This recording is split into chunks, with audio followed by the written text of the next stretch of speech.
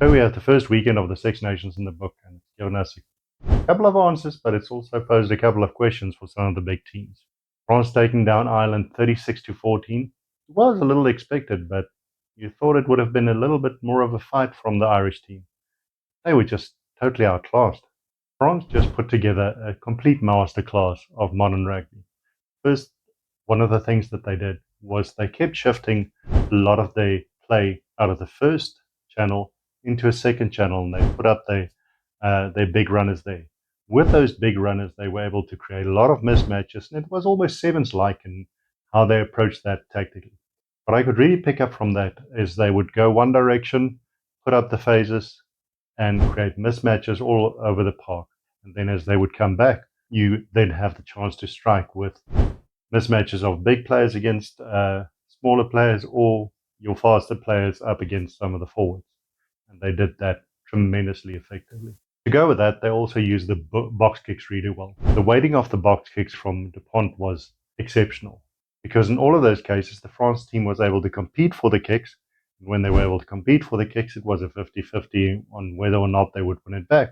But if they wouldn't win it back, or it was a bit sloppy, it would put the Irish team in complete disarray. The Irish team didn't adapt, they didn't get their shape back quickly enough, and it started creating gaps, leading to that one absolutely miraculous try, already a contender for Six Nations try of the year. Well, the England Wales game was just a complete mismatch. 48-7 score put up by England just showed, on the one hand, how badly things are going for Welsh rugby, but I'm not sure it exactly showcased how good England are at the moment or aren't. But you can definitely say that they are good enough to actually take the opportunity when it's there and really put a team away. It'll be wonderful to see how they fare when they are up against stronger opponents. The Italy Scotland one was an interesting one, especially playing in the horrible weather that they had to. It was honestly a war of attrition, but Italy came out tops. And they really put away the game right at the start. But the one thing right at the end which proved the difference was the 30 phases that Scotland put up, but Italy being able to defend those 30 phases. That was both a positive for Italy as it was for Scotland. So let's just have a look at that. So for Italy, it showed that they can close out a game if they want to by just continuously concentrating, backing themselves, and really relying on their defense to shut down an attacking opponent. On the other hand, it showed Scotland that they have the what it takes to be consistent and to really put up the pressure and keep at it. That is something that has been an absolute killer for them over the years, where they would have pockets of brilliance and then they would just fall apart. Now, this type of consistency is something that's going to become very important with the coming fixtures this weekend. The first fixture is going to be one of the most interesting ones we've had in a couple of years. You wouldn't say that the Ireland Italy game usually dishes up the most exciting rugby, but in this instance, you have an Ireland team that is not at their best. With them not being at their best and Italy on the rise, it's going to be one of those rare opportunities where you actually see it potentially happening that Italy can pull off a bit of a shocker. Now, for Italy to win, they would need to show that consistency that they showed in their defense towards the end of the game against Scotland, and they would need to get off to a flyer in the same way as they did against Scotland. Would they be able to put 80 minutes together and keep Ireland from crossing the line? Now, that is a whole different story.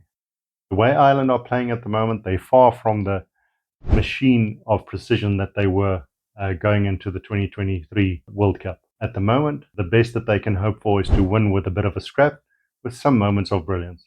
Still think it's going to be an Ireland one, but it would be very interesting if Italy pulls this off. Now, the Scotland-England game, for the past couple of years, Scotland has had England's number. And the biggest challenge that they sit with is they just don't have the consistency. They're not able to produce week in and week out at a high level. They've got those moments of brilliance, but that is where it ends. So for them to actually pull this off, they need to dig deep into that whole hatred that they've got for the English team, take the moments of brilliance running through Finn Russell, and then make sure that they are constant through 80 minutes. It's going to be a massive battle for them to try and pull this off. They've got enough firepower to do it, but their consistency, that is the problem.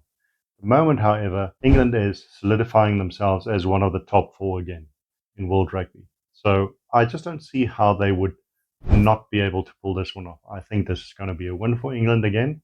It might not be by a massive margin, but it's going to be a win nonetheless. Now, the Wales-France game, you can't see it going any other direction than France winning. Wales will be at home, so they will be able to put in a bit of effort to try and salvage some pride.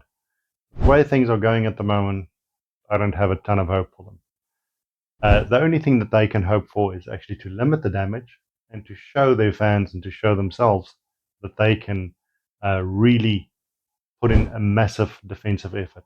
If they can start solidifying their defense and use that as their main focal point for the rest of the Six Nations, that is going to be something that they would be able to build on.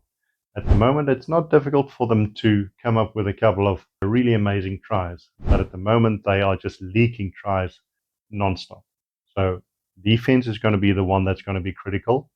The way France is playing, it's sadly going to be one where they would probably make up a bit of a points difference and they can really switch things around a bit on the log. So the log as it is now is we've got England right at the top. They've got a massive point difference of 41 at the moment. Second is France. They on 22 points, I believe, their points difference. Then we've got Italy with that narrow margin of 3 points, and then we've got everybody else in the deficit. Then it gets rounded out with Scotland in fourth, Ireland in fifth, and Wales right at the bottom. Now, after the coming weekend, we might have a little bit of a shift.